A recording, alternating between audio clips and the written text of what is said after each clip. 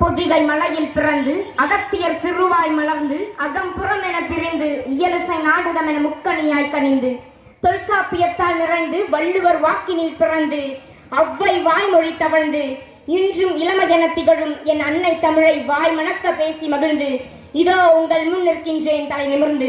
மேலும் இங்கு வீற்றிருக்கும் அறிவுச்சிடர்கள் யாவருக்கும் இந்த மூன்றெழுத்து உரிமைக்காரியின் வணக்கத்தை தெரிவித்துக் கொண்டு,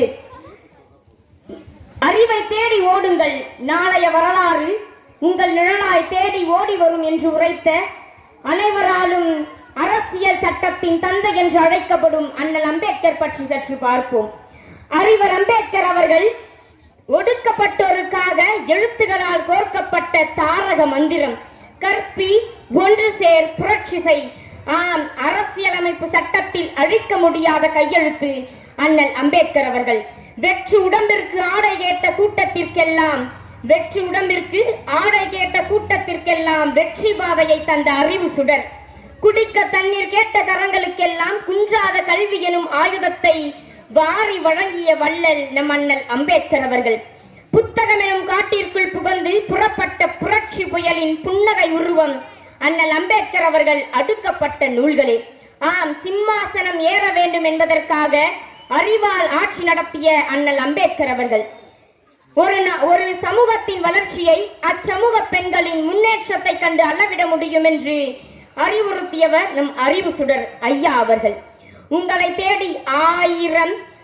தேடி ஆயிரம் இடையூறுகள் வந்தாலும் ஐயா உன் கல்வியால் அதை ஏணிப்படிகளாய் மாற்றிய எம் அறிவு சுடரே, தீண்டாமையெனும் தீர்க்க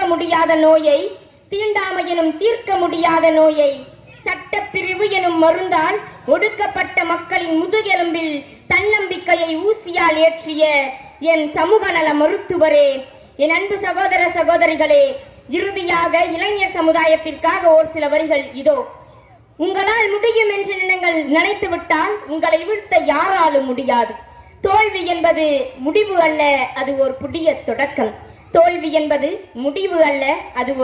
தொடக்கம். உங்களுடன் சிறகுகள் இருக்கிறது என்று நினைத்துக் கொள்ளுங்கள், சிகரங்கள் தானாக வந்து கையில் உட்காரும். காலங்கள் நம் கைகளில் இருக்கிறது. நேரம் என்பது கடந்து செல்லும் மேகம் அல்ல, அது நமக்கான ஒரு அரிய பொக்கிஷம். இறுதியாக ஒன்றை மட்டும் கூறிக்கொண்டு விடைபெறுகிறேன். வீழ்வது தவறல்ல, வீழ்ந்து கிடப்பதுதான் தவறு. விதைகள் கூட மண்ணில் விழுந்த பிறகுதான் விருட்சமாகி வானை நோக்கி பயணிக்க தொடர்கிறது. வீழ்ந்து கிடந்தால் சிலந்தி கூட நம்மை சிறைபிடிக்கும், எழுந்து நடந்தால் எரிமலை